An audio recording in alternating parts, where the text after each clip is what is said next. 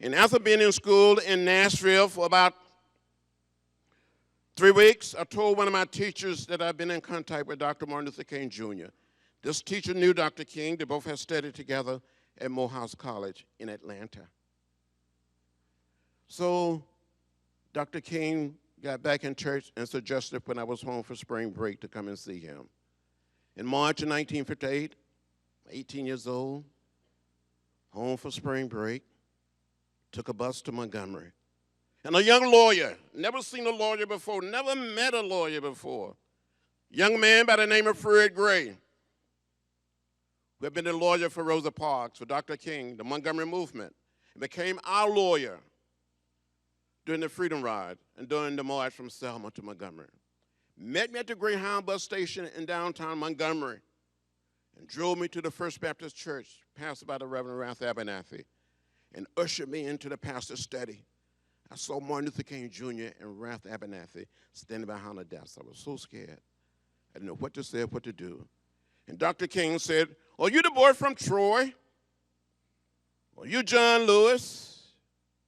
And I said, "Dr. King, I am John Robert Lewis."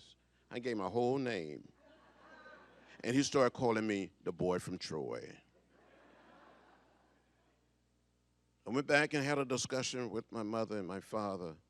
I told them of my meeting with Dr. King and Reverend Ralph Abernathy.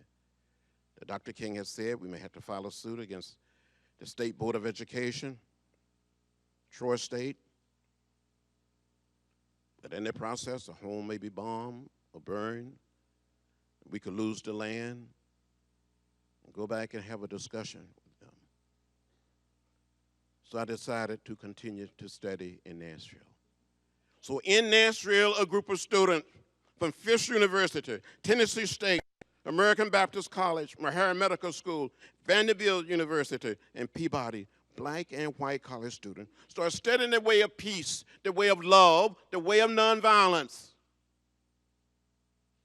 We studied what Gandhi attempted to accomplish in South Africa, what he accomplished in India. We studied Thoreau in civil disobedience. We studied what Martin Luther King Jr. and the people in Montgomery was all about. And then we started sitting in. Andrew Aydin would tell you that he did a little research, working on March, and discovered that in 1960, after we had been sitting in an orderly, peaceful, nonviolent fashion, waiting to be served, when people would come up and spit on us, put lighted cigarettes out in our hair, down our backs, pour hot water, hot coffee on us. We were so orderly and so peaceful. And then we heard that we may get arrested. And during those days, when I protested, I sort of wanted to look good. Sort of put on my Sunday's best. I had very little money. I wanted a new suit if I was going to go to jail. So I went to a used men's store in downtown Nashville and bought a suit. I paid $5 for it.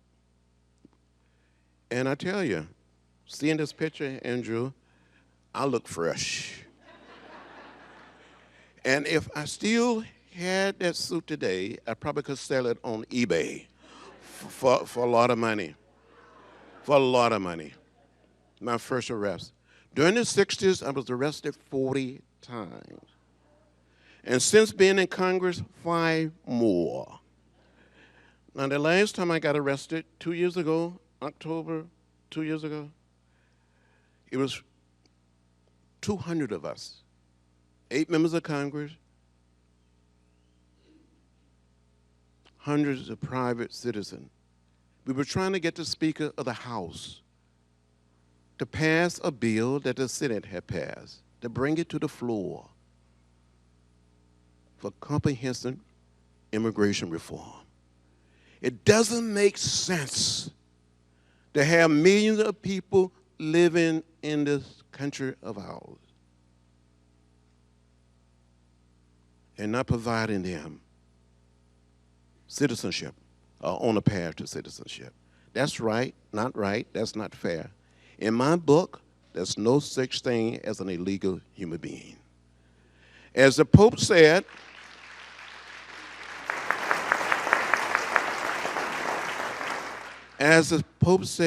when he spoke to the Congress a few weeks ago, we all are immigrants. We all come from some other place.